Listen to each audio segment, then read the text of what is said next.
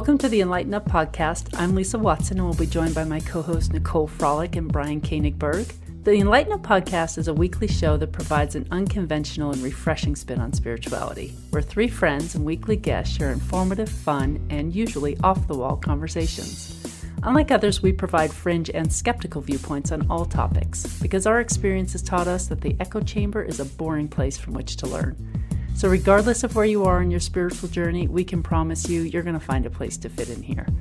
So we invite you to grab a drink and listen in on our casual, entertaining, and hopefully enlightening conversation.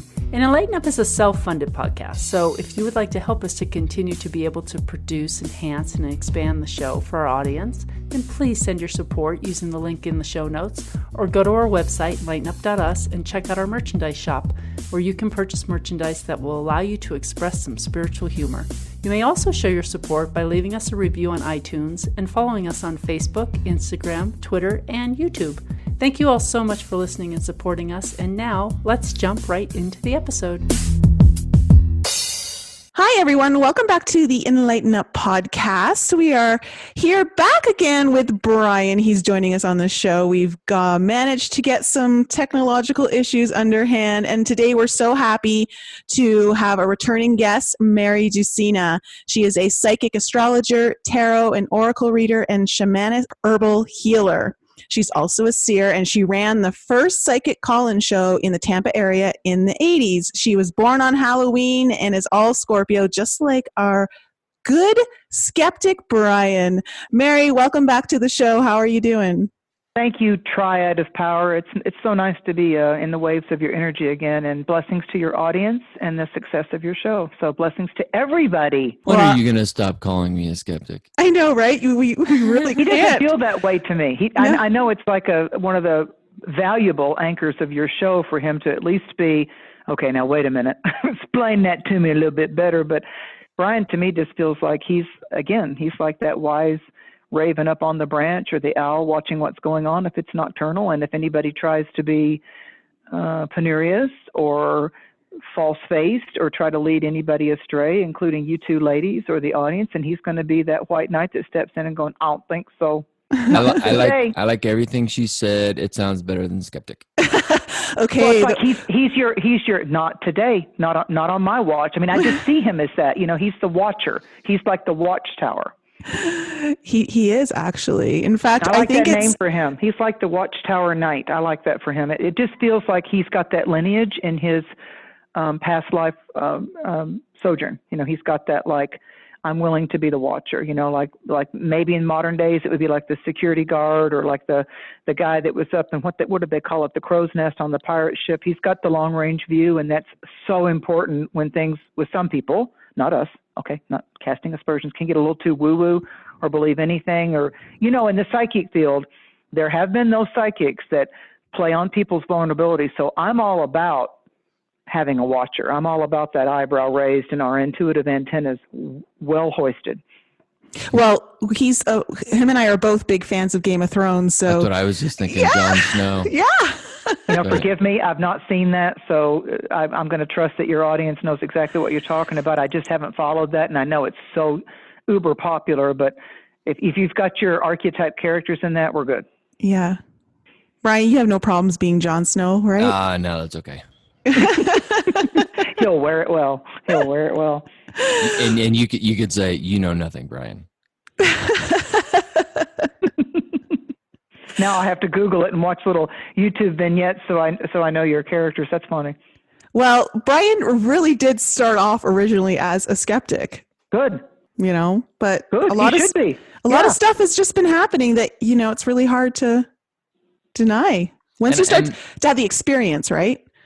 Absolutely. And I think I still have skeptical moments, but it's just not the right word anymore. It's right. There's one word that describes it better that doesn't, you know, take a paragraph. But, you know, even hearing you say it, calling a skeptic is just, he's not resonating that with, you've evolved past it, honey. You've evolved past just that limited role. Yeah. There's it's a small part of it now. And yeah, it's interesting.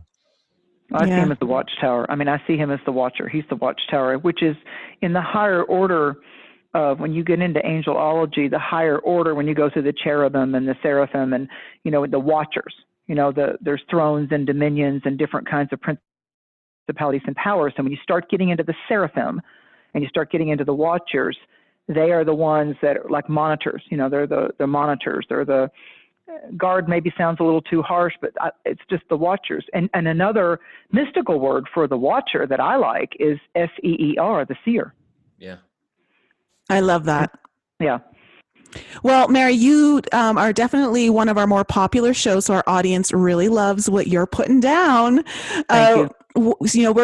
We were just talking before the show that we're now heading into Capricorn season, but there's a huge traffic jam happening in Capricorn, and it's going to get even busier once the sun and the moon move in there. Can you give us an update on what's kind of going on? Because we're coming up into eclipse season and how that's kind of affecting everyone. I'd love to. Let's look at that. When we look at numerology, incorporate, colors and numerology and sound frequencies. Capricorn, the sea goat, and you can research that back in Roman and Greek mythology yourself, so we don't labor the show with that. But Capricorn in nature, it's the 10th sign of the zodiac. It's the element of earth, and it's the final of the earth signs when you look at the Western zodiac 12 signs. And Capricorn, different than a mountain ram, they're both cardinal signs, Aries and Capricorn, but the goat, Mother Nature so fashioned the mountain goat that it has the type of hoofs that have that concave kind of suction, so they can go up higher, where the mountain ram can just zoom, zoom, zoom all over the place and do the vertical type of yippee, with its great, curled horns. And it's the mountain ram that often people of the Hebraic Jewish tradition make the shofar out of, the horn that they sound when they're sounding the New Year's or certain celebratory events. The shofar is from the ram's horn. But Capricorn is steady. It's like the old movies, walk this way, step by step, slowly I turn. So Capricorn has the ability in nature to feast on higher altitude delights of herbs and flowers and shrubberies, because its hoofs, its foundation, one of the key words for Capricorn, lets it scale the heights. And it's got that, it's not a rush push me sign. Capricorn in all of our charts, whenever we all get together, astrology, and you all know this, can get so multi-layered and it can get a little overwhelming and complicated. So what I'd like to do is do the nuts and bolts and black and white of Capricorn. So know this, ye listeners, ye beautiful audience, that Capricorn is in all of our charts. So we might have a sun sign that goes first. Our rising sign is the door that opens into all the vast possibilities of us and sets the order for us personally of how the signs go around our wheel. Like if someone has a Capricorn ascendant rising sign, but they might be a Taurus or an Aries or a Scorpio, Capricorn is their front door. It's their soul signature that opens up into them, different than any other Capricorn born on the planet. So they share an affinity with the energetic blooms and sign. So Capricorn is that steady part of us, steady as she goes, like when you're parking in reverse or you got to dock a boat. So Capricorn is about, I need to really understand, similar to the other earth sister of it, Virgo, I want to understand how to best do this. Capricorn usually, when it's evolved in our charts, Capricorn is that part of us that gives us due diligence, determination.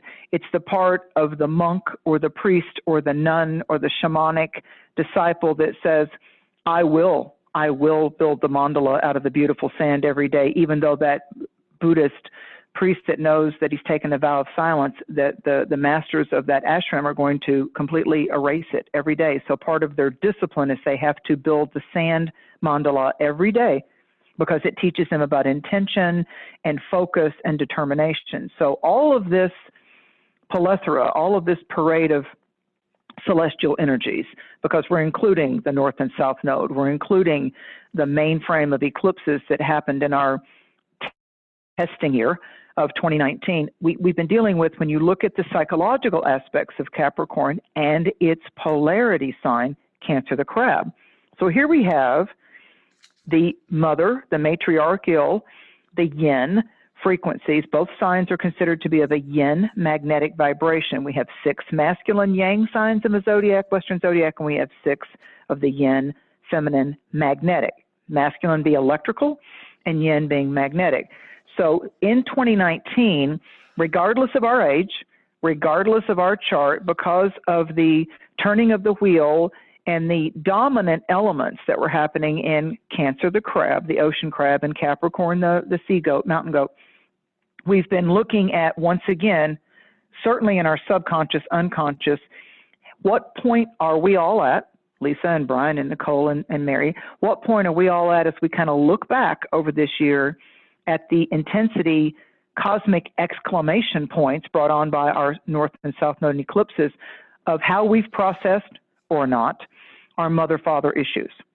So 2019, and I've heard it so much from my clients, 2019 in our intimate relationships and our dynamics with working with people on the job or who's leaving our life and what doors are opening had a lot to do with setting boundaries and realizing our own worth without needing to walk over others or plow over others.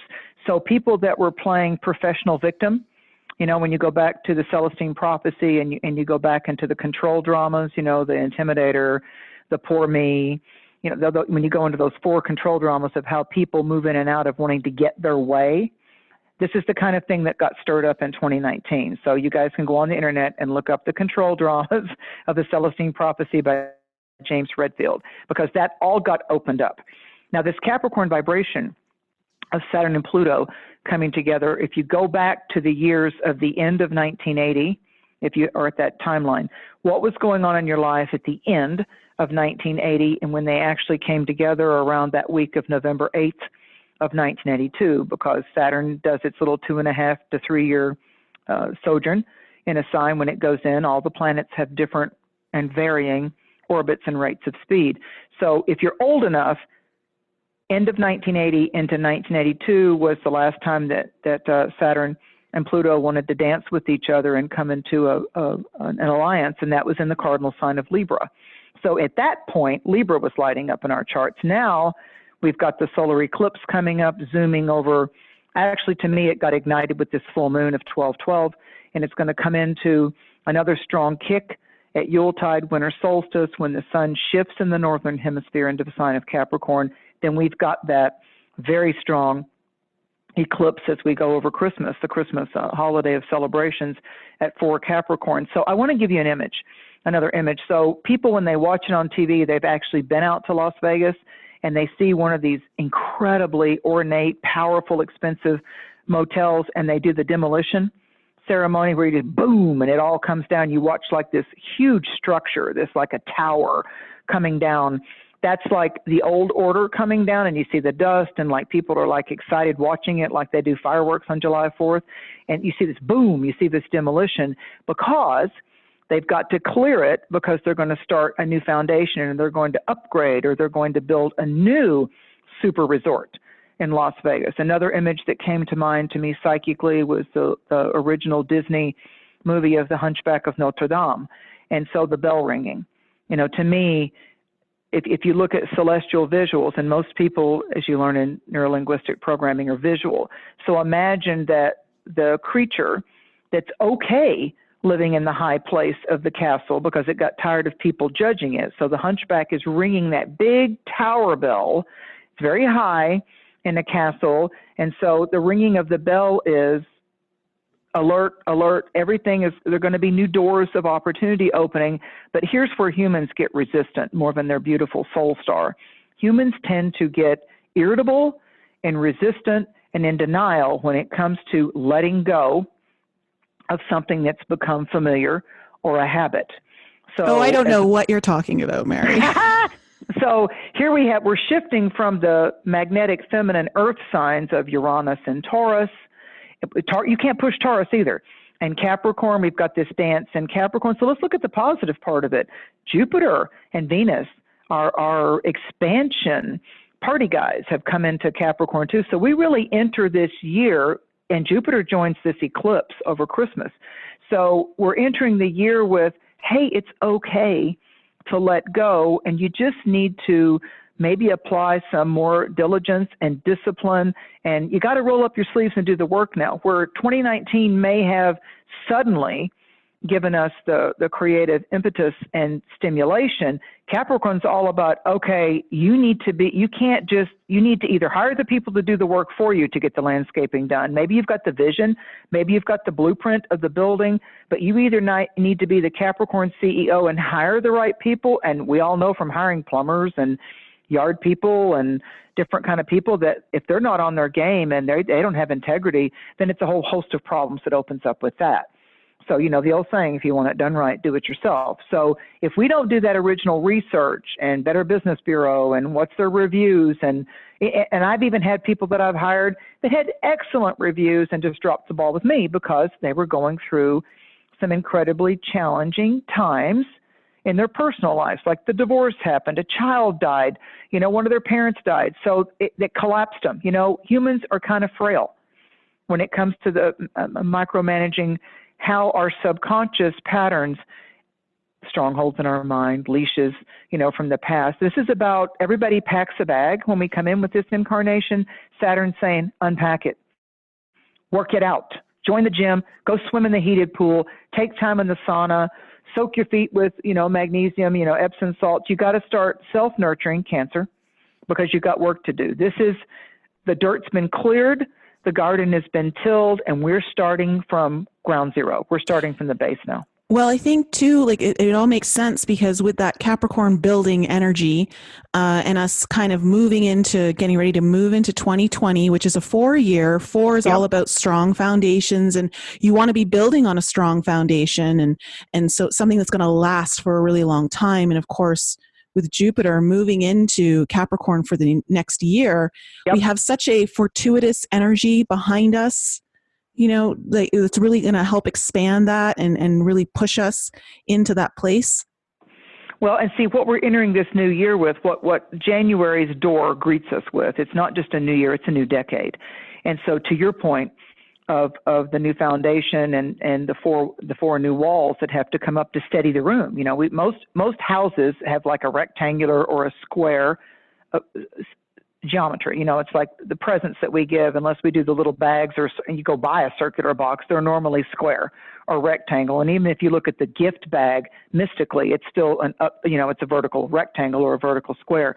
So what Capricorn says to us, and remember, I do the shamanic teachings in the sense of the indigenous people, the First Nations people. So for me, what's exciting about Capricorn, because First Nations people are original ancestors of this country that I live in, the native peoples, they look at the ceremonial circle and they have the 4 main directions. So Capricorn on the medicine wheel, Capricorn enters the north direction on the medicine wheel. And here is the very familiar to most people that have studied anything about native people's teachings. Here's the white buffalo. And the north direction is about the lineage of our ancestors. And we're going at least 7 generations back. So did we in this human incarnation meet all these people? No, but their tears and their loving and their struggles and their demise and their birth and what was a priority to them courses through our DNA, courses through our karmic lineage. And so it has a lot to do with them coming closer than ever over the last 34 years, coming closer together to assist us with the wisdoms and the skill sets that they had in their generation at those times and what the priority points were. So the main animal totem, as we come into the north direction of most indigenous peoples, medicine wheel, is the prosperity of the buffalo. And so the great white buffalo, so we're going to be visioning about our Mother Earth. Now the shadow side of Capricorn, as well as the shadow side of Uranus and Taurus, the other earth sign, is again with the theme of demolition. This is volcanic activity. This is underwater quakes. When you look at I think they're called the Mariana Trench, when you look at how the Earth Mother has these underwater fissures and she has these releases of her deep core, Capricorn, deep core, the foundation, the magnetic core of our blue-green jewel out there in the Milky Way doing her thing. So Capricorn is known to be, especially with Uranus and an earth sign too, it's about looking at what needs to shake and dance and quake in a medicinal way. So to the native peoples, earth shakings, and like people that have to have like some people have like a shake and the little arm hairs go up when they get something intuitively or psychically, or a dog will shake off the water. A lot of creatures will get in the water and shake, or when we dance. To the native peoples, dancing is a part of shaking medicine, like the Heyoka, or when you're out west and you're looking at Kokopelli, or you're looking at some of the Kachina deities that are so popular in Taos and Santa Fe and Garden of the Gods and Utah and all of that. So the Kachinas, Kokopelli playing the flute and dancing, and the Heyoka, which is the trickster clown, these all start to come in with the lures and the teaching of Capricorn.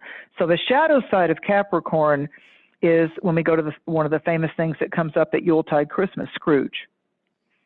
So Scrooge had to be taught and in the Tarot, the Four of Pentacles, because the Pentacles are the diamonds in regular playing cards, and this is most often, well, to me anyway, I'll just speak from my truth. The Pentacles to me are the earth element. They're the material, earthly world, the things that people say, I don't believe it unless I can hold it, touch it, smell it, own it.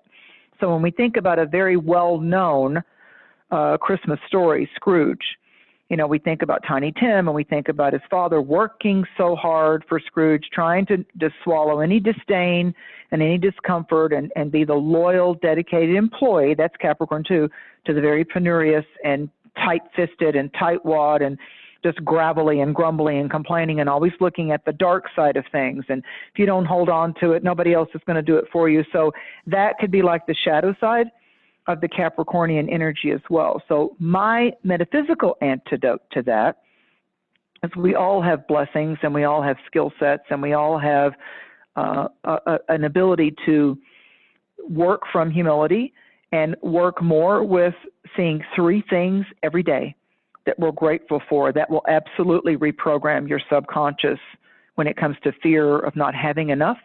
So Capricorn is working with what you've got. And if right now you're in a financial pinch or you just got left or, you feel like you've been kicked to the curb by the job or the lover or whatever, and what you thought was going to be the path ahead suddenly got derailed, find something that you're grateful for. And I am an avid tither, but I do it actually out in nature. I take the food and I feed the dog running along the road, or I help it get off the road, or if I'm going to actually give cash money, it's to the person that I know, could use that uplift in my community. So when people say shopping local, I actually tithe local. Like every year I take, and this isn't tooting my own horn, it's just something that I'm trying to suggest to you that doesn't have to cost a lot of money. I'm a Southern girl. I had those relatives that taught me how to make homemade chocolate meringue pies and homemade toasted coconut pies, and I revere my savvy women Southern cooks because they do know how to cook. And so I make those and I take them to the post office and I take them to the little grocery store here because I'm in a rural mountain lake community. And I take them, and just, to give something, if you really make lasagna good, go make it and give it to somebody that could use an uplift. So it's something that they can tangibly eat that, taste that, and it becomes fuel of harmony into their body. So it doesn't always have to cost you a lot of money. It doesn't. You can do these ancient traditional gifts, like if you really make good biscuits or bread, give that for Hanukkah and Christmas. Go uplift somebody with this great thing that you know how to do, and it as you're gone from these people, it uplifts them again and again when they enter into their sleep state. That dog that looks at you like, wow, thank you, I was running in the woods, and who knew that you'd be coming along out of the blue and have a can of dog food and some good dry food to feed me on my way. It's like help another on their way. Just focus on the now moment and today, what could I do? And maybe it's just a smile. Maybe it's just opening up the door for somebody when they've had a really crappy day. Be that light in the world. Be that little thing that lights their flame a little brighter, like, okay. And you don't need to know the details. You don't need to know that they were suicidal and you made a difference, that they just couldn't go one more step, but because of your compassion and action. That's my definition of CIA. My compassion and action, my ability to be a tithe of a treasure tither. The fact to do that, and it isn't about the applause, people. Just go do it because it's good for your soul to go do it. It's good medicine for you. So as we end this year, actually with Mars finally, after a long jump in Scorpio, Mars has moved into Sagittarius, and Mercury's, doing its Sagittarius thing. So we kind of enter the year with a little bit of the truth seeking, and, I want to get more involved with my soul purpose and my life mission. There's going to be some people, because Sagittarius is radical. There's going to be some people that say, you know what, I've been a nurse for 25 years. I'm done, and I'm going to go be a stockbroker, or I'm done, and I'm going to go with the Doctors Without Borders, or I'm going to go work over here at the homeless shelter. There's going to be some radical things, radical changes. People are going to start looking at more what could make them have emotional and psychological well-being, as well as what's food for their soul, rather than just getting caught up in the material world. What could evolve your day-to-day relationship with yourself? How are you with you? So Capricorn is about what's your truth? What's evolving you? What's the fuel that's going in to help empower and enlighten you with your given circumstances right now? Not that you'll just be happy when you go to the gym or gain weight or lose weight, or, how are you going to become an overcomer rather than getting into the energy vampirism of, oh, whoa, poor me, I can't believe that happened to me. Get over it. It's kind of like a Judge Judy type of attitude, or a Dr. Phil. These are Capricornian type of people, or if you've ever watched anything of the very powerful medical intuitive Dr. Carolyn Mace, MYSS on the internet. If you look at any of her YouTube teachings, oh my God, it's just like snap out of it. It's kind of like a military type of when you're in boot camp, that's Capricorn too. It's just like, okay, this is what's going on with you. Where do you want to go with this? What are you willing to do? So as we go to the eclipse, and also in January of 2020, we've got the actual coming together starts to really be strong medicine between January 7th and the 14th, with its exact alignment around the 12th. And right there on January 10th, we've got our first lunar eclipse in the sign of Cancer, the ocean crab, who carries its shelter on its back. When you think about a lobster, when you think about an ocean crab, when you think about a turtle, Native peoples call Earth Turtle Island, America Turtle Island. When you think about these soft, tender creatures that are living on Earth, but they've got a hard shell on the outside, this eclipse in January ties back to the dual eclipses we had in July of 2019. So there's a bridge that forms. When you're a seasoned astrologer, you know that there's an arched bridge that started in January. Actually, in 2019, we had dual eclipses in January of 2019. We had dual eclipses that happened in July. The J months were the big deals of 2019. We're completing the January 2019 eclipse with the January 2020 lunar eclipse in Cancer. And this is where we say to ourselves, the nurturer in me, the humble, grateful spirit residing in this earthly vessel, in this earthly temple, I am going to dedicate, as I open this new year, to what nurtures my soul, what helps the magnetic frequencies of my heart. And I'm going to get that walkabout established with me to me. I'm going to really allow my self-worth, and I'm not going to allow the certain types of humanoids, of personalities around me, be it family, lovers, or wherever I need discipline. Saturn in the Capricorn parade is going to show us that. I mean, the Capricorn circus is going to show us, where are you walking the high wire in a relationship? Where are you trying to be the clown, the heoka, to keep the animal from, the lion from eating the trainer? Are you treating the animals good? Are you treating your base core personality good? Are you caught in addiction? And we all know the last person that usually sees that addiction, whether it's alcohol or prescription pills or sleep aids or porno or whatever, or food, whatever it is, has it got a hold on you? Is it a snare? And it's got a hold on you. At least be willing to look at, because with earth signs, we talk about financial terms. At what cost, at what price to my well-being? At what cost, at what price am I giving worth to this over my primary relationships? Am I losing myself in order to let that person be addicted just so I can not be alone and have a relationship? How much am I investing my life force energy, besides my money, in this certain avenue, this certain path? What do I need to liquidate in my life? What type of personalities have proven over time, Saturn, Chronos, time, over time in my life, which relative, which family member has wanted to be on demand with me and not really respected some of the things in my world that I need to pay attention to, that I need to adhere to? Who's being selfish in my life? Who's being a Scrooge? Who's being an energy thief or vampire in my life? And why haven't I faced off with that? And you can do it without judgment. You can turn and say, like we talked about being a seer or a watchtower, a watcher, not anymore. Not on my watch, not anymore. I'm done with that. I'm shifting. I see that. Will that have certain people go out of our life? Yeah, I'm okay with that.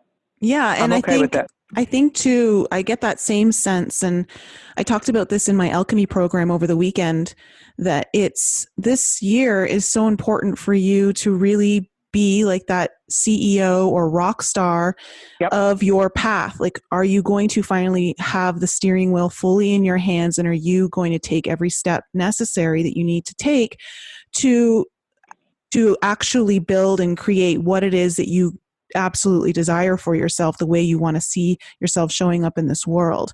And I had a client last night where I was emphasizing to him how important it is right now to take steps of action. Doesn't matter how small they are, just take steps of action towards what you're doing right now, because you build momentum behind that. And there's no way that what you may not be able to foresee at this current position may become more visible to you as you take a few steps forward. But you'll never know what that foresight is until you get a little bit closer. Well, and again, with earth signs, show me, prove it to me. I need to see it. I need to feel it. So one of the examples I'm giving my clients, I'm like, okay, we all have that junk drawer. We all have that closet that's got clothes in it we're not wearing anymore, shoes that we could benefit someone that's going to a thrift store, a homeless shelter, or whatever. So, and you know how good it feels when you've put off going through all your clothes and you've put off really cleaning that room. I mean, really cleaning out the pantry and all that.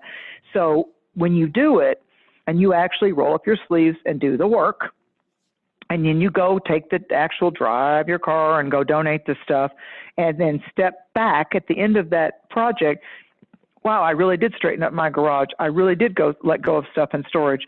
I really did finish the yard sale. I really did take those clothes, and you come home feeling really good that you did it, and it's okay if you put it off for 8 months. I don't care, no judgment. But the fact that you actually, you yourself, again, either hired the person to do it for you if you can let go of control, or you'll stall too long looking at the stuff that you need to let go of. It's like, no, I can't let that go yet. That's Aunt Bessie's. Okay, so you actually do it and you move it on down the road, and then you look at it. And I did this regularly when I lived in Florida. There were stores like TJ Maxx and Stein Mart and Marshall's, and there was all these great stores because it's a tourist mecca that you'd always find like things at such a great deal. Like Florida got the New York, whatever was really popular in New York City or LA came to Florida. It's just so funny. So I would go through my closets and I would keep something of every color of the main spectrum of the rainbow. There's my yellow ray, there's my green ray, there's my red stuff, there's my blue stuff. And I would go through that and I would go donate it to the abused domestic violence shelters or the animal thrift stores. I said, I don't want a tax receipt here. I just want to let it go. And it was good stuff because I take care of my stuff. But then what happened was the magic carpet would come back to me, and the blue genie, which was just the representation of this full moon of December, the magic genie came out of the lamp going, okay, what's your wishes now? And I'm like, I just feel so good. I'm good. Just thank you for the protections of my life.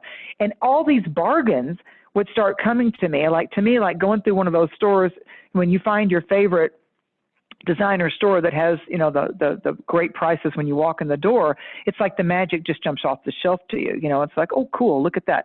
So because you're constantly doing that evolving, revolving door of gifting and giving away, then it comes back to you at a much more powerful way. It's just incredible. And one of the Native American ceremonies that I was taught is called the fire ceremony of thanks and giving.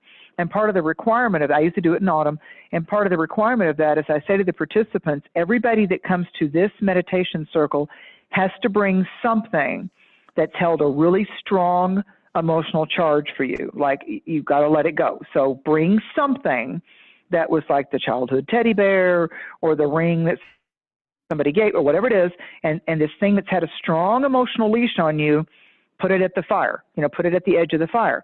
And the one rule is you can't go get your thing. So we do the ceremony and we do the cleansing and we call for healing of this planet and this Milky Way galaxy and all of our ancestors and spirit as well as here. And then each person, if they want to, it's not a requirement, can go to the fire and pick anything up that someone else let go of before the circle is over and released, before we do the closing blessing and saging. They can go pick up something that was so special and so poignant for somebody else that the good medicine for them was they were able to let it go. And then you also can take home a little treasure that was once so heart-rich to somebody else. And boy, I made myself, I didn't do it the first time, but the second or third time, I can't remember, I literally took something that was like, oh, wow, this is, my brother has passed away, and this is something that was, tied to him, and he's my favorite, person in the whole world, and I need to do this. And he was a Taurus, and I knew that he loved all my Native American teachings. So I thought, you know what, John's good with this. I'm going to go let this go. But for me, at that circle, I did not go pick up anything else. I really wanted it to be a total healing, transformative, epiphany type of aha moment that I didn't take anything back. I wanted to really just be the one that let everything go. And I didn't even look at who might have taken what it was. Now, and whatever's left, let's say there's 3 things left. If there's 20 people and there's 3 things left that people chose not to take anything home with them, or I didn't take those things, then those 3 things get either put out in nature or taken to, some portal, some vortex of where other people can have it, like a Goodwill store or Salvation Army or whatever. You just go give it away. You find somebody, just give it to them. Hi, here. I've done lots of things where I put something that's kind of valuable just in a shopping cart. When I leave Walmart or the grocery store or whatever, I see somebody sitting on the bench and just say, here. I'm just like, really? It's fun. It's like you're a walking greeting card. You're like a walking, no, it is. It's just like there's a little guy that I heard through the community that was homeless, that was a Vietnam vet, and he likes being free, and he has winter shelter. He's evolved into that, but he never asks for money. He doesn't put up the sign or anything. And so a friend of mine, we took like some winter jackets and a hat, and he's like this little happy, smiling, skinny guy, like a little hippie guy kind of, and he smokes cigarettes. I don't give him cigarettes, but if he gets money, he can go do that. I don't care. But it's fun. He's never begging. He's grateful for everything. And I thought, what a little medicine totem sitting there. He's never surly. He's not creepy. He's not a creepy man glaring at young kids or anything. And everybody in the community knows that he's a good guy, and he's created by just sitting there. He's created people coming up going, hi, here's $20. Here's this. And he'll say, oh, no, I'm good. It's astonishing. Because we're so wired the other way. I got to make it. I got to do this. I got to put it in the bank. I got to invest it. And none of that's bad, but it can overcome you spiritually, because here's the reality bite. Saturn's all about the reality bite, guys. You're not taking any of it with you. Well, Lisa's done a couple of things like that through her 365-day challenge. You did that where you went to, was it Subway or what was it, Lisa? Yeah, I gave out Subway sandwiches and I gave out hugs. That was a good one. And she goes home rich. Her psychological continence, her soul, all of that is, I think, a snap of the fingers, immediate healing medicine. And, I always say to my clients, and I'm like, wait a minute. How about all the car wrecks when you've been in those traffic jams and you've looked at those car wrecks? How about how your guides and your overarching angels, how about the good karma that you've built up in your bank account? How about the accidents that you weren't in? Maybe you don't see them, maybe you don't get the vision of it, but I can assure you there are accidents and there are travails that could have come upon you that your good deeds and your good spirit and your guides protected you from. So how about if one of the things, if you're in a surly mood that you give gratitude for and you give thanks for, is thank you for my ongoing and in all direction, in all ways, sacred protections. Thank you for all of you invisibles and all of you, that might have been citizens that helped you out of a quagmire of some sort. How about the seen and the unseen protections that I believe we build, health-wise too. I believe that we're building credit or debit in our karmic bank account all the time. And Capricorn would kind of be like that bank. It would be like, that karmic bank account. Because when you look at the new year in this country, and maybe in some other countries, maybe some of the European countries, the symbology of our new year is the little baby, which has the banner on it of the new year, and Father Time that has the scythe or the hourglass and some of the vintage postcards. So that's Saturn, literally right now, giving away to the little new baby of Cancer the Crab. You know, it's like, here comes the new little innocent infant possibilities, unbounded, you know, all like it's there. You're the infant of the new year and the new decade. So why not in your festivities look at what you're grateful for?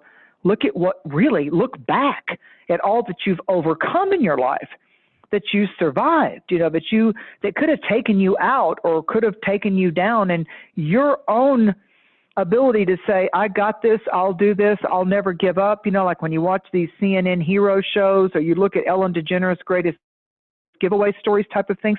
These are actual things in our generation where we can go, I can do better, I can do more, I can overcome. Yes, I'm going to take the climb. And who doesn't love the top of a mountain view? I mean, it's gorgeous.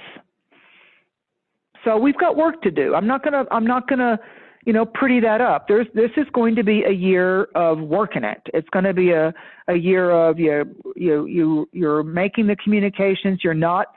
In psychology, they teach us a thing, and also in Buddhism, again, you can't be attached to the outcome. Don't be focused on what the end of the project is going to be. Just keep your mind on doing the best that you can. You know, like there's a radio announcer here that says every day on his show, today is a day that's never been lived before. It's a blank canvas. And if you so will it, summoning the will, if you so will it, it can be a masterpiece. It can be a masterpiece. This day's never been lived before, and it won't be lived again.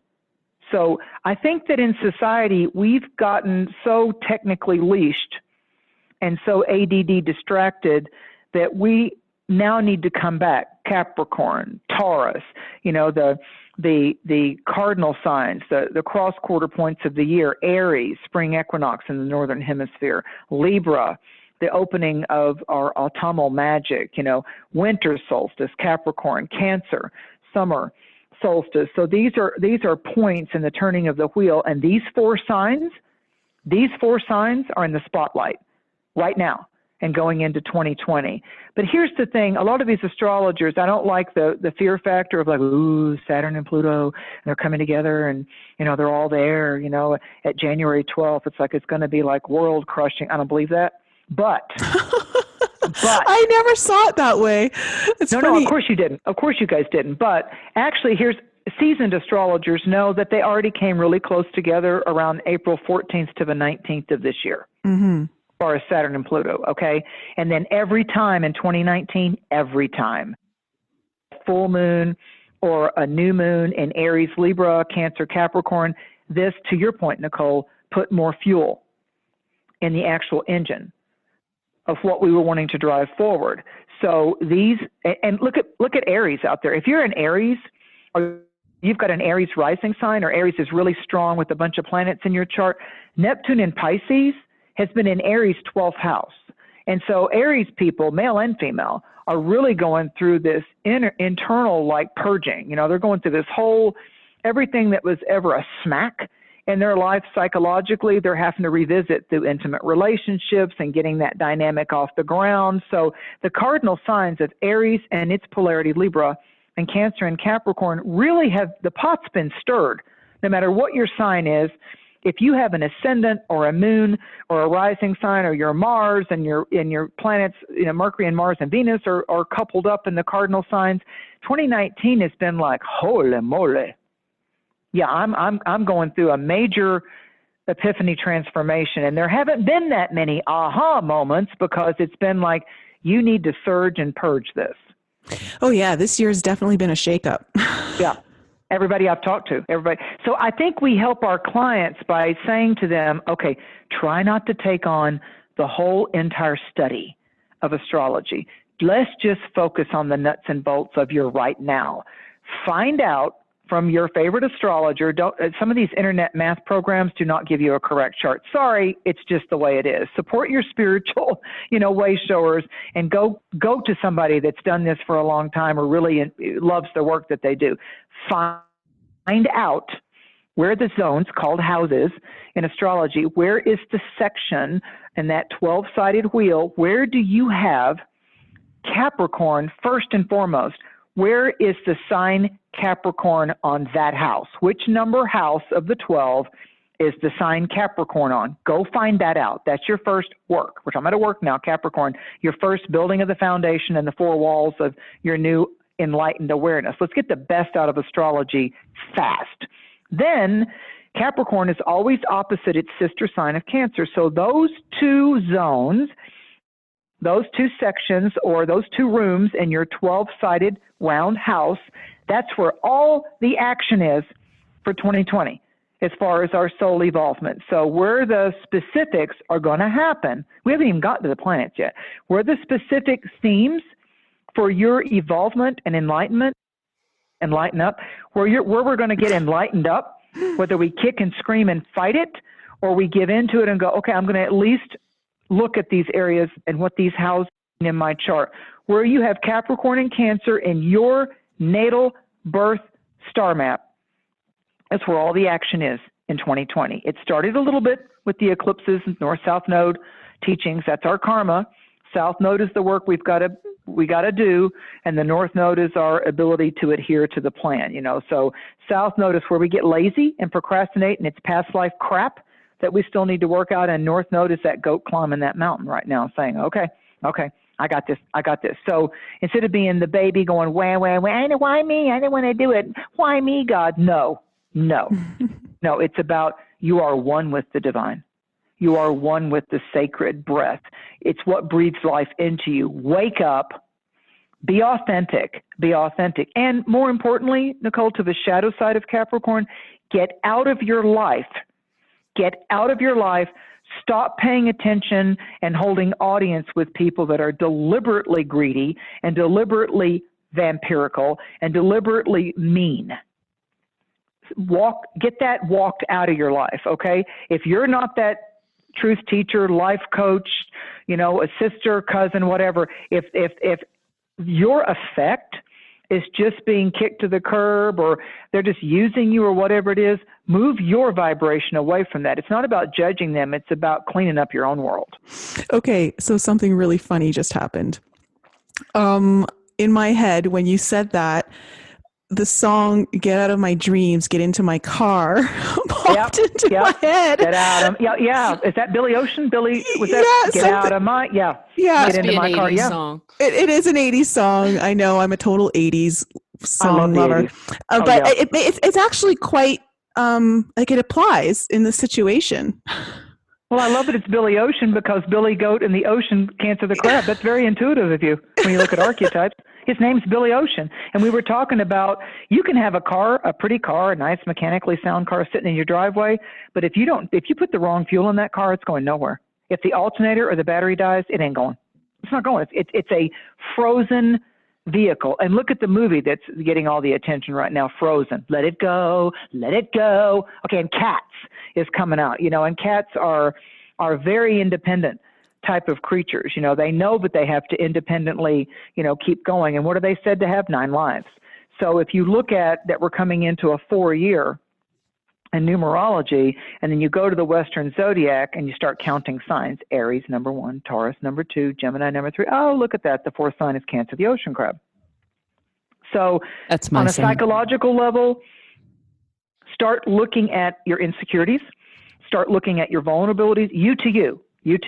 If that appointment with that therapist would help you continue to unpack that old suitcase of mommy issues or, abandonment issues or rejection issue. My mom was an alcoholic. My mom was a druggie. My mom didn't love me. My mom, was a narcissist. Go learn about that.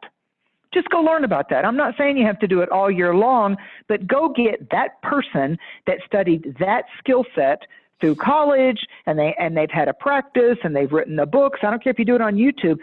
Do the discipline of listening to some hours of Carolyn Myss or watch some Dr. Phil shows with those issues. Do whatever you have to do and watch from an emotional standpoint and a psychological standpoint. When those psychology shows come on YouTube or whatever, or you read those books and it hits you, and you can feel inside your heart chakra, you can feel that you can start to feel the resentment or the insecurity or the anger, and nobody has to know it. It's you feeling you. Then you know how far you've progressed on that path of that still being a stronghold in your life.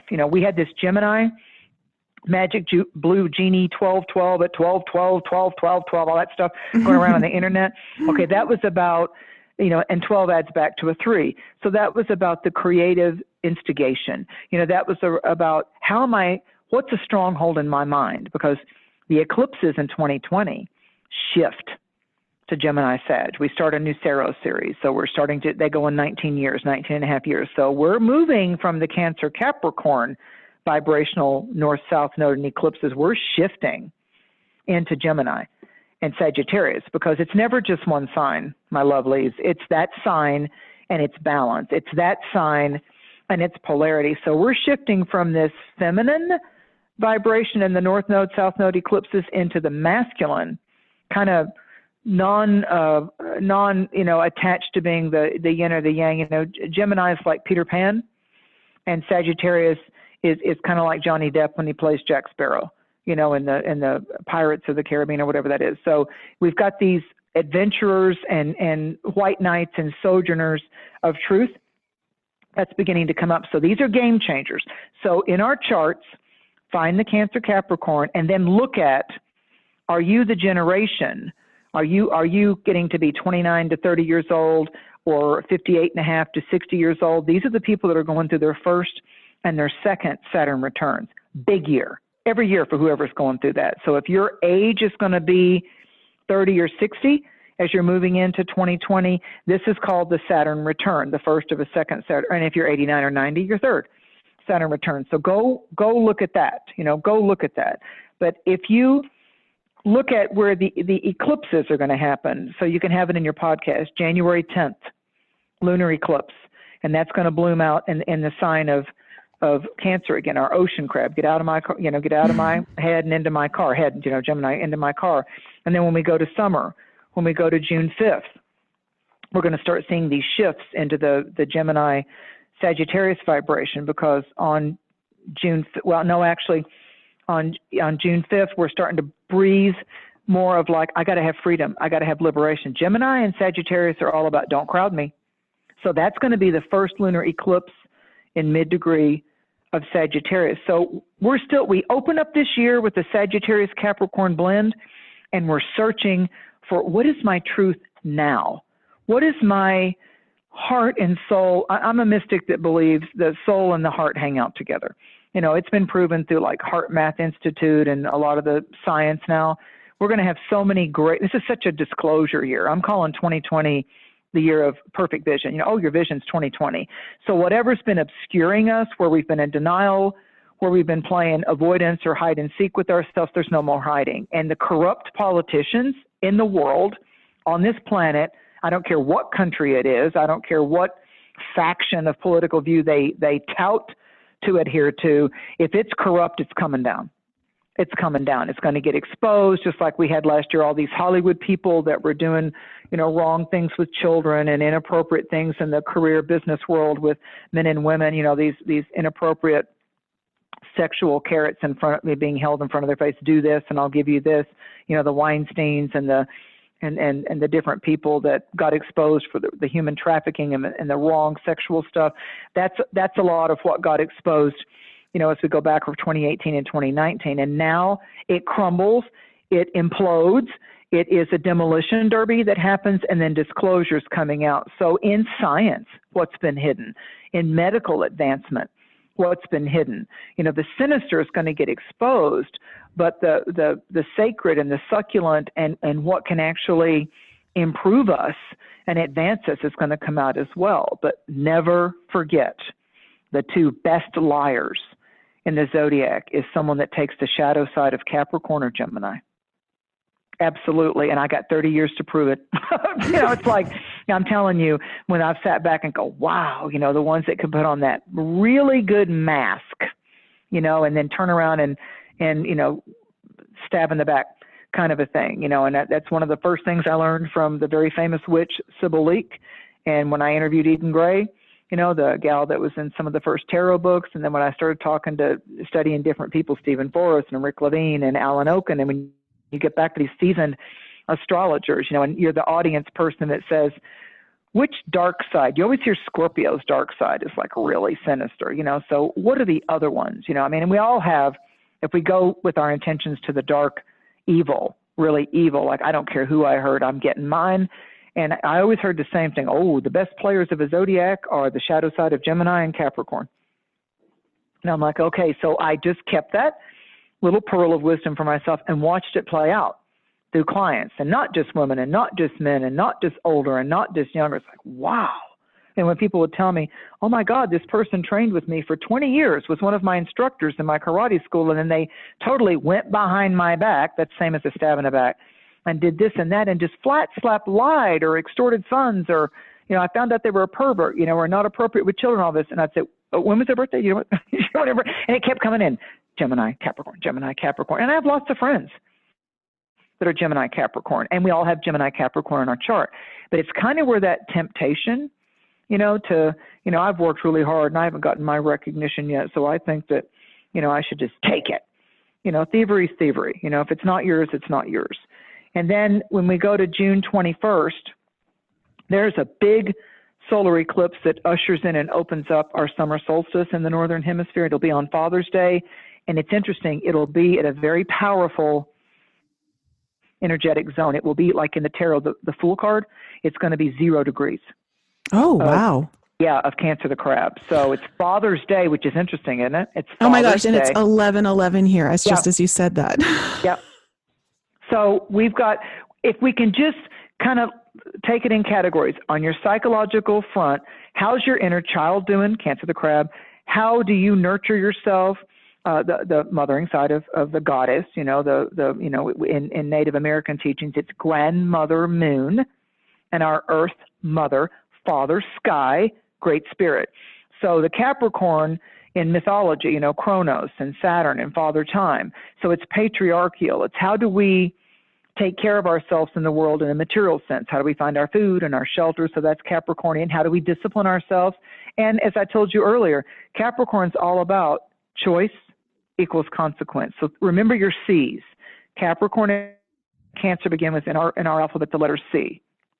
So consciousness, creativity, and choice equals consequence. By the choices that you make, the consequences will return. There's your infinity. There's your karmic boomerang that's coming. And I would say we really get the feel of our new year is, of course, not just on the 26th when the eclipse happens, but the feel of our new year and where we need to take more responsibility about evolving ourselves, I think is a very lucky eclipse, although Capricorn can be stern because Jupiter in Capricorn joins this eclipse, finishing out this decade on over December 25th, 26th, 27th of 2019. So I feel, as I'm looking at it, there's prosperity and good fortune in this year's holy day forecast. So this new moon, Sun and Moon in Capricorn, is the solar eclipse. It's not so much a good time to plant the seeds of a new beginning. This is an annular eclipse, which means like the edge of the sun remains visible as a ring around the moon. And then Mercury ends the year by making its last movement into Capricorn on Saturday, December 28th. So this shifting of the guard is centered on methodical, step by step, slowly I turn, walk this way, methodical thinking and timing and the structured ideas that are the foundation of, here's the foundation as a human. What is my truth? How am I doing with my beliefs and my truth? That's the foundation of your life right now. What beliefs serve me well? What truth teachings could I work at a little better?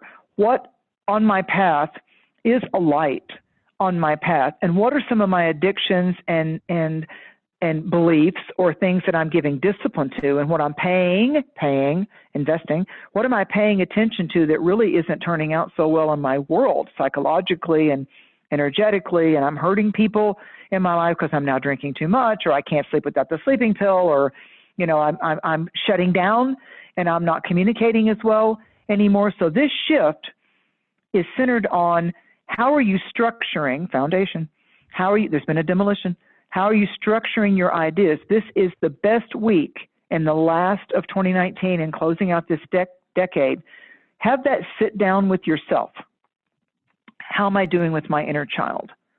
Do I feel like I'm still carrying around abuse or abandonment issues, and, you know, and I get too attached to the outcome?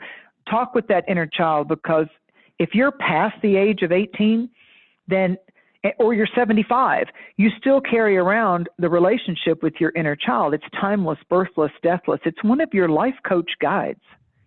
So check in with your inner child, and how good of a parent, guide, life coach, truth teacher, way shower are you being to your own inner child? Because back when something bad happened when you were 7 or 4 or 11 or whatever, you went through it raw with just the people around you and your guardian guides.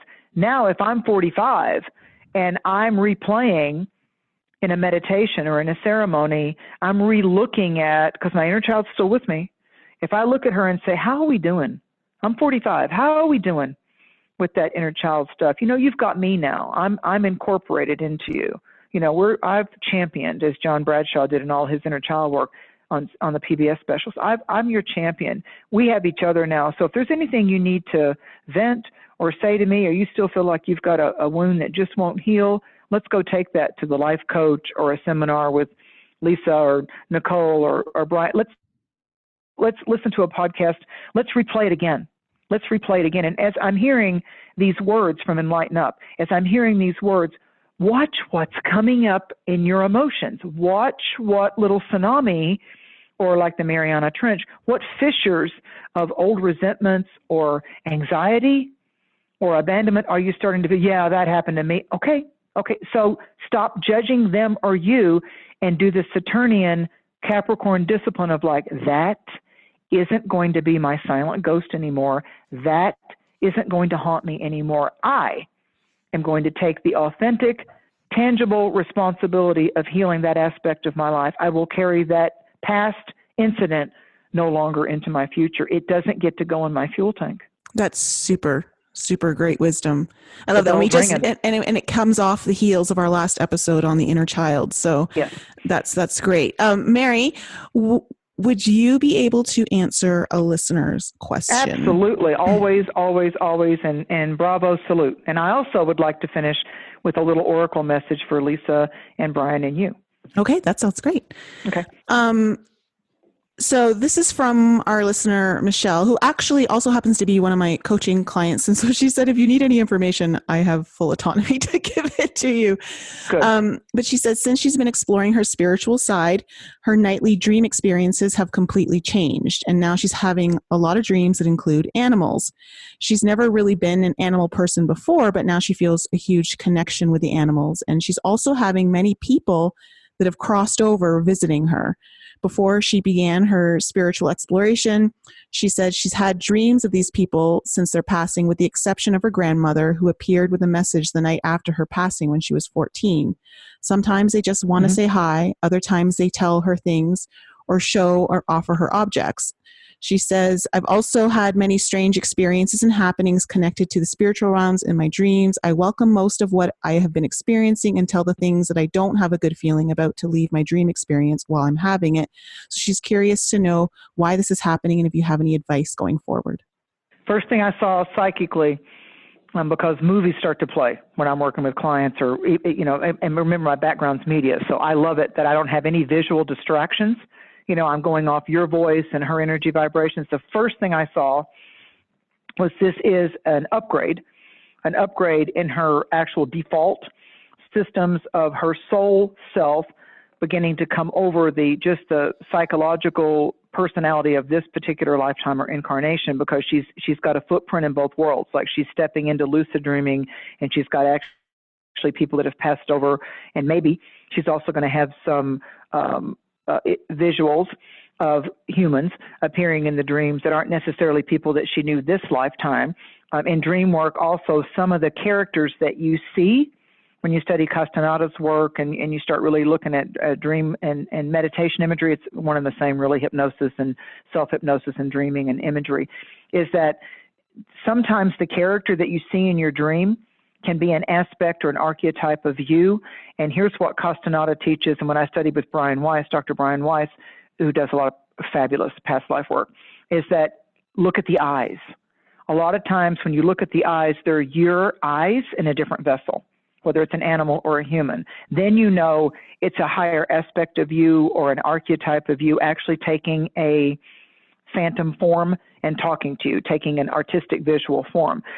The first thing I saw with her, though, is she needs to start physically taking the pen or the pencil and getting some kind of just legal size pad. If you don't want to go get a journal, get a legal size pad and start writing them down, because I'm being told that part of this evolvement in her consciousness and the shifting that she's doing now in her own intuitive skill sets is that when we take our physical hand in this lifetime and write down, like you can just do an outline of the dream, then all of a sudden it's coming from just the mother realm of the subconscious and coming out then also into the conscious tangible form. Remember, the earth signs, got to see it, touch it, smell it, feel it. She's writing it down, and what that does is it does like a synchronized connection, like a hemisync of left-right brain, and it also syncs the soul to the tangible personality, consciousness, soul mission of this lifetime. And I feel that the animal medicine totems, she's actually going to start seeing these show up in nature as well. So like when she does the short little dog park or nature walk, or she's just actually waiting on a cab or a bus or whatever, she's out in her yard just taking in the view, or she's traveling, there's going to be that very unusual circumstance. Like, for example, and this is important for her to hear as far as dream symbols. My cousin had called me today. We're on the phone, and he's in another city, and he's like, oh my God, he lives on a river. He goes, darn, my camera's facing me instead of, and it went by so quick. There was this huge log that was flowing down the river because there's been some rain here in the mountains. And he said, I kid you not, it's a military guy now. Okay. So we don't get a lot of exuberance on this because it's like, really, military. And he goes, there's a log that's it's flowing down the river, and it's absolutely in the shape of a dragon. And he goes, I ran to get my phone. I took a picture, and he goes, and it's a picture of me. And I said, okay, Spirit wanted you to see that.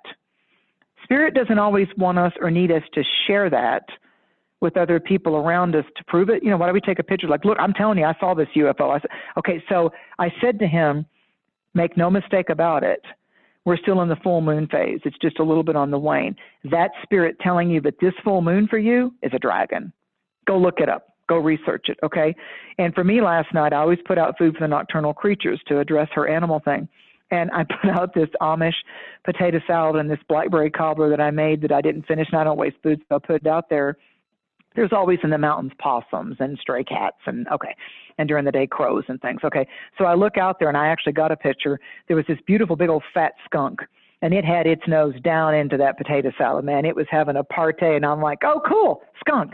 A new totem. I'll go look it up and I'll do some research. So in her case, if she takes pen to paper and she'll start to, if she just does it for 1 month, what are the main themes in your dreams?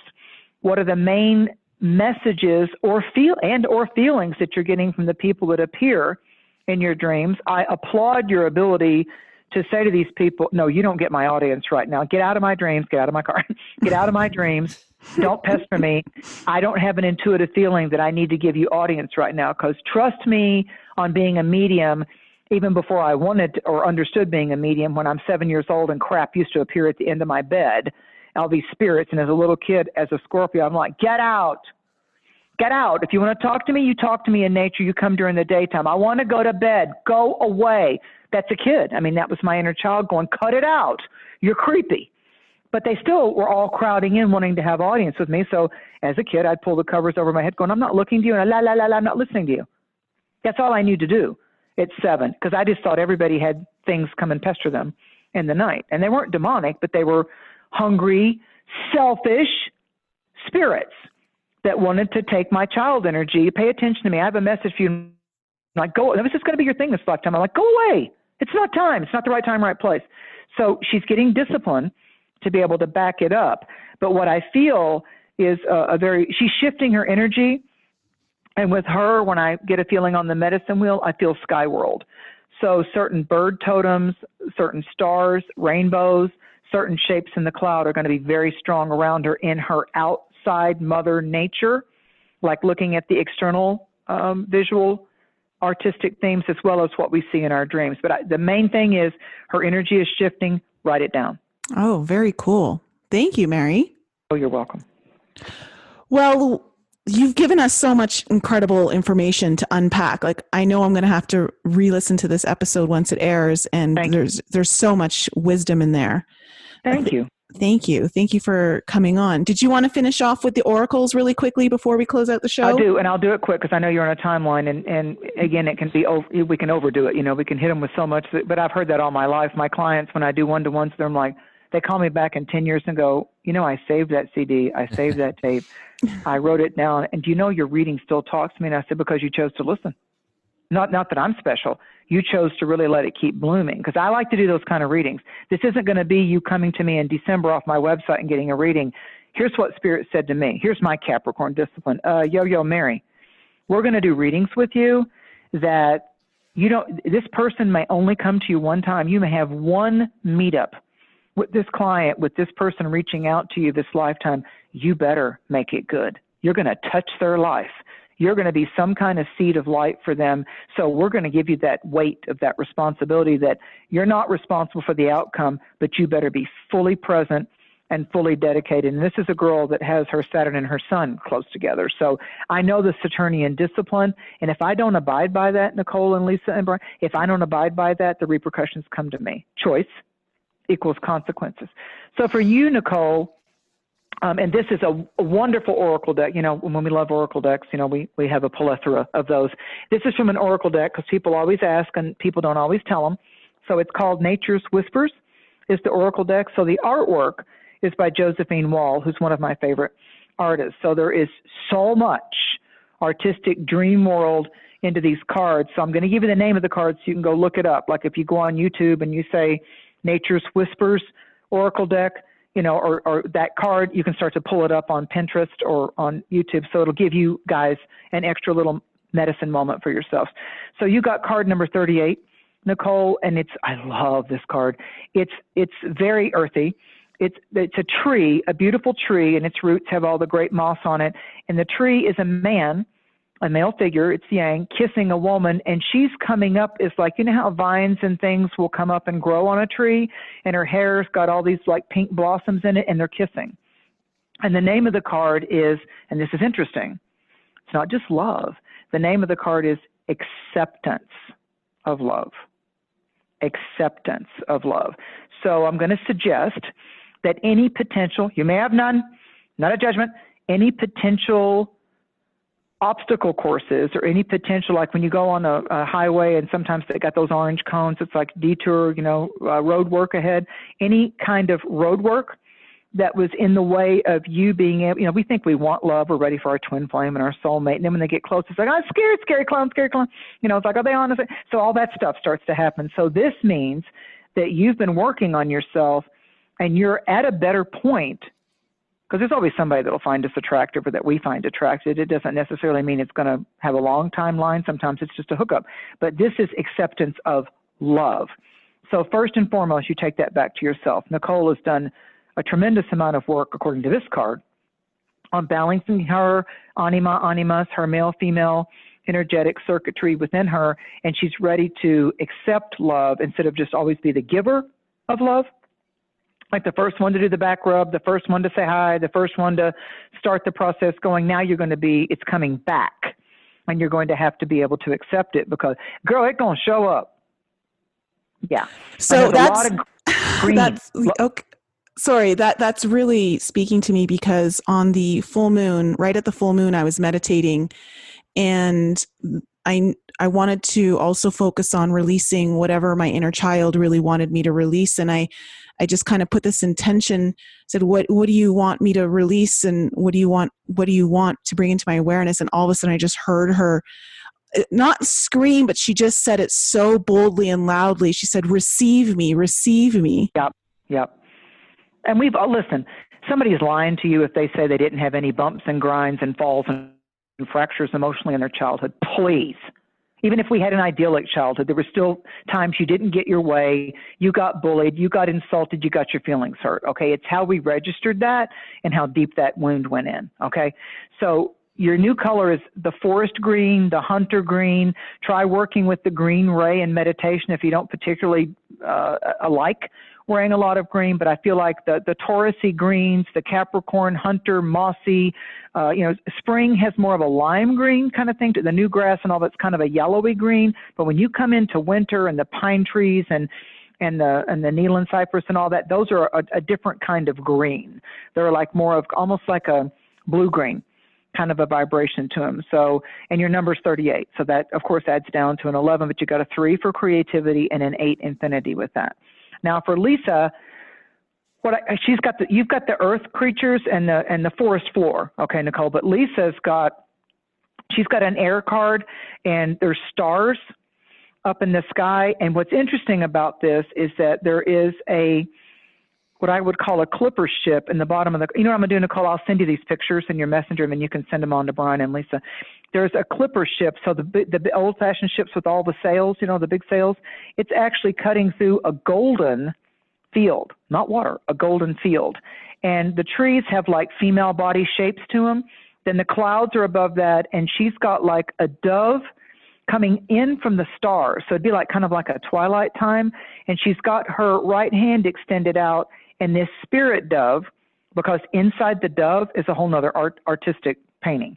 So inside this dove, there's a total of 3 of them on the card. Her card number is 43. So that's a 7, a 4, the new year, and 3. So we just came out of a 3 year in 2019, and we're going into a 4. So this dove is coming, they're face to face. So it's an interspecies thing. Lisa's looking up in an adoration to this sky dove. Dove is associated with peace, doves, and the Holy Spirit. The Holy Spirit is often depicted, Holy Comforter, as a dove of peace. It's flying into her, and it's gently landing on her hand. It's much bigger than her hand, but she's absolutely in a serenity, and she's got stargazer lilies in her hair. So those star-shaped type of lilies are in her hair, and then above her is the cascading of, like, she's kind of in front of this. It looks autumny to me, like the autumny colors on the tree. She's draped in kind of like a goldenrod type of a robe, but what's coming into her are like summer colors. Like, I feel like her power time of the day is twilight, so it's that tween time in between sunset and dark 30. It's like time. Tween time, like pre-dawn and pre-dark. So, and definitely the sky world. So stars and clouds and the winged ones, as we talk about as far as totems, the winged ones. So everything's speaking to her in an upper, as above, so below. So she's in an as above, what's coming in as messages. So I would suggest when she can, wrap herself up accordingly. If it's cold, get outside. You can have a really clear star view, usually in winter. When it's cold, the atmosphere like really clears out. I'm just like, dang, it's cold. But look at when she goes outside, go outside and feel. When I say see, I also mean feel which direction you want to turn your body in, even if you're only out there for 10, 15 minutes. Which direction, what's the constellation? What are you turning toward as far as when you close your eyes and you're just going to do a little orbital turn, like on around a medicine wheel, like a complete turn? Where does it feel right to stop? And there's these free apps you can get on your phone that actually you hold your phone up to the sky and it tells you what the constellation is. I forget what they're called, but you can find them and see what constellation is speaking to her, what direction that was. And then she can do more deeper research on, this is the direction I'm at on the medicine wheel. So, thank you. And the name of her card is Love Matters.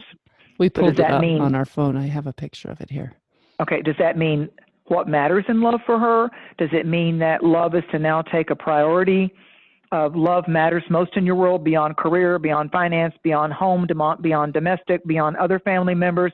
Love, and how she's able to embrace it and give it love. There's 2 words, love matters. Now, however you say that, the inflection and the tone that you give to that, as she goes into 2020, love is the verb. Love matters. Now, you could say it another way.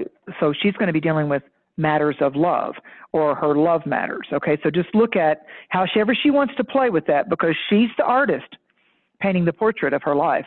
So love matters is what's on there, but she's face to face with this incredible sky dove. And when you look at this bird flying into her, the boats that kind of look like they'd be in Vietnam or the rice paddy fields or, Thailand or something like that, there's a boat like that that's up on these golden yellow glassy waters on the upper part of this bird.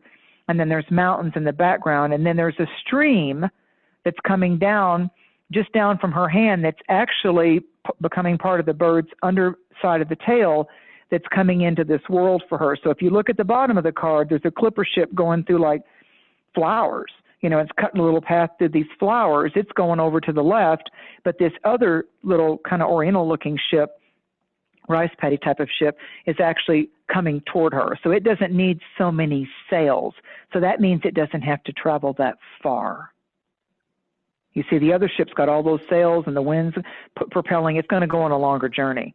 So it feels to me like the love that she's fashioned and crafted within herself is both going out through a field of flowers and golden bounty, but yet there's another new ship coming in toward her that's able to actually go amongst lilies or pods or rice or things that actually can grow well in the water, like spirulina and algae and certain lilies that grow on the water. So it feels very Buddhic to me. It feels very oriental and very Buddhism, when you look at the 8 precepts, the main thing of Buddhism, which I love as a Scorpio, of course the Buddha moon, the Wesak moon is my favorite, is the degree of suffering that one will encounter is directly proportionate to their attachment to the what is.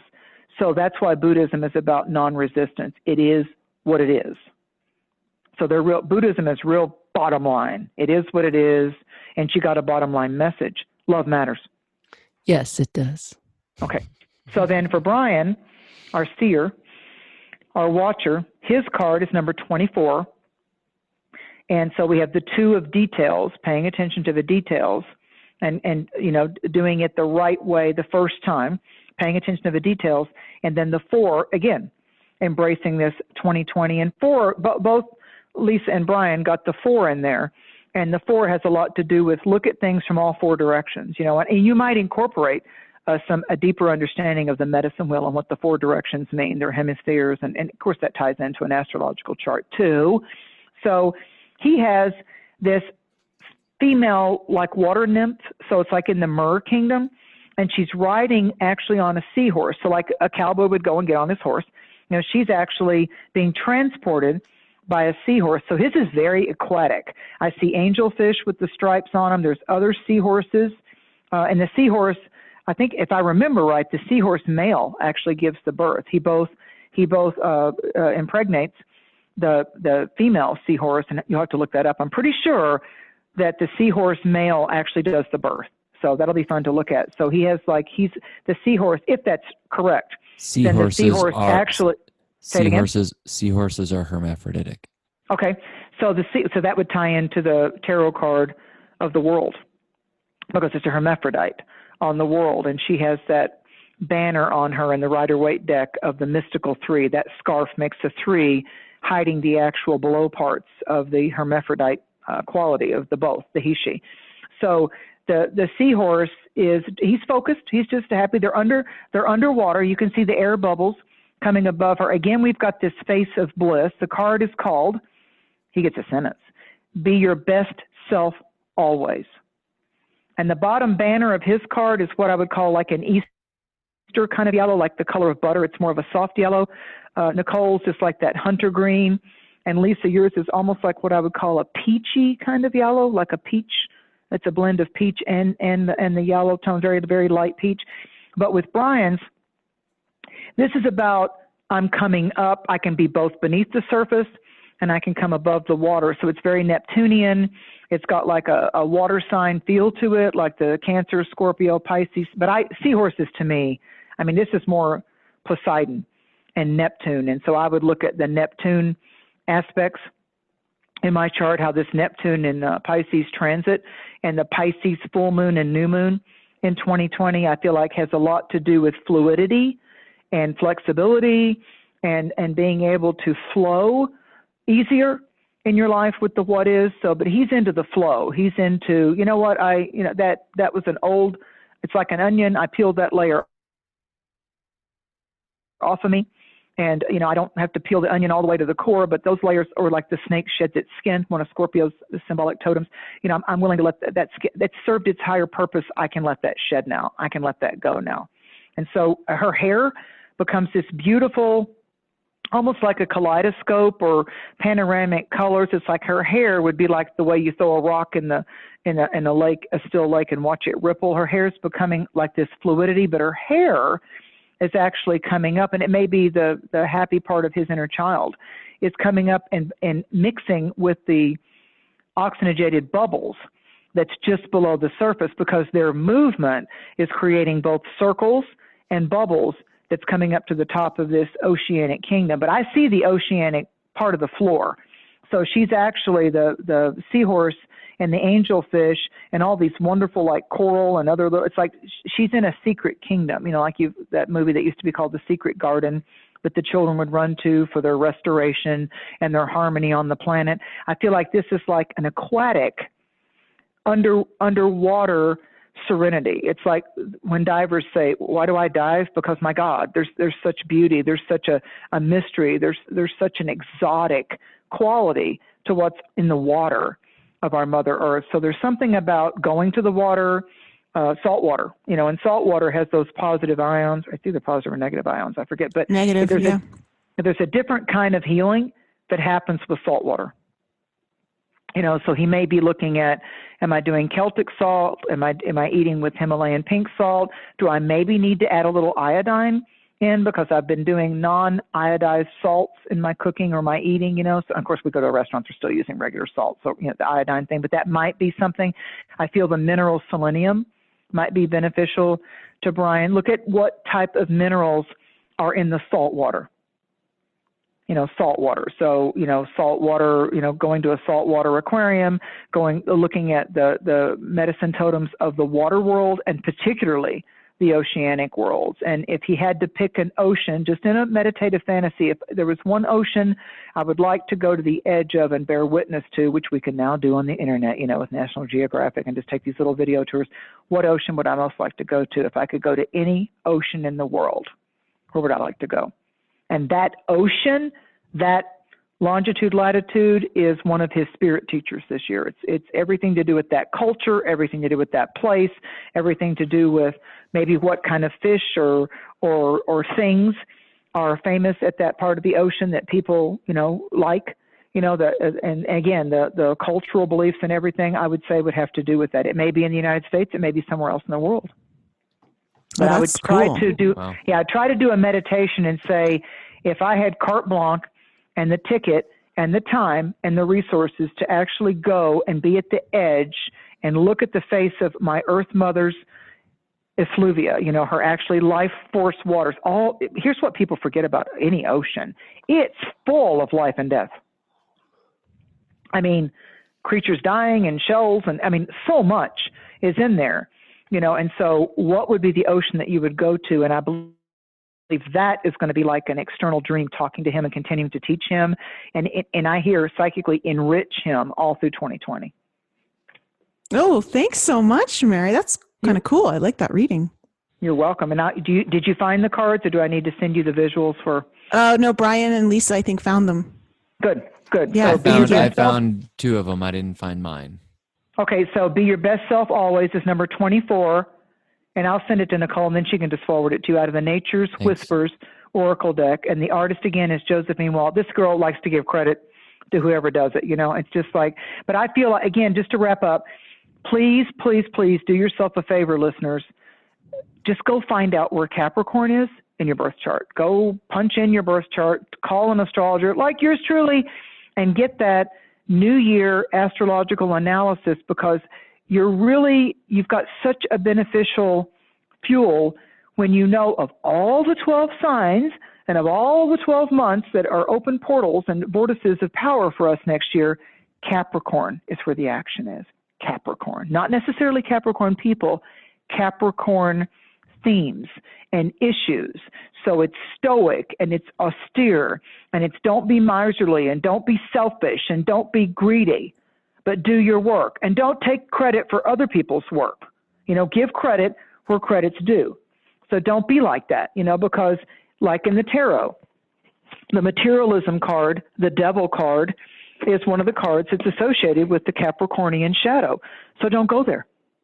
Don't be snared by negative temptations or just wrongdoing. Don't do it, because trust me when I tell you, with Saturn and Pluto, the ruler of Scorpio, both in Capricorn, I don't care if Jupiter and Venus are there right now. I don't care that Mars is going to go in there.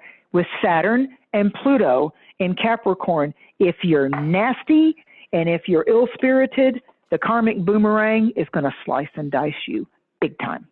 And I would be wrong not to tell you that as a mystic and an astrologer. I would be wrong not to forewarn you of the potential dangers.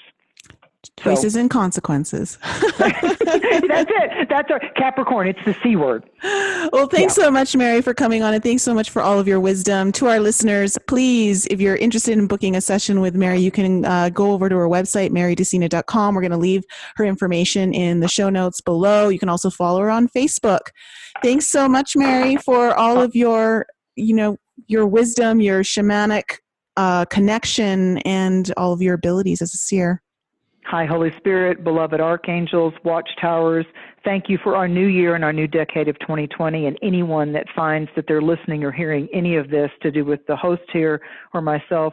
We, from the center of our heart chakra, send you blessings of light and prosperity, and your path is sacred and safe. Aho, so be it. Thank you. And to all our listeners, we at enLIGHTenUP also wish you a happy holidays, Merry Christmas, Happy Hanukkah, whatever you're celebrating. We wish you a lot of joy and love and peace at this time.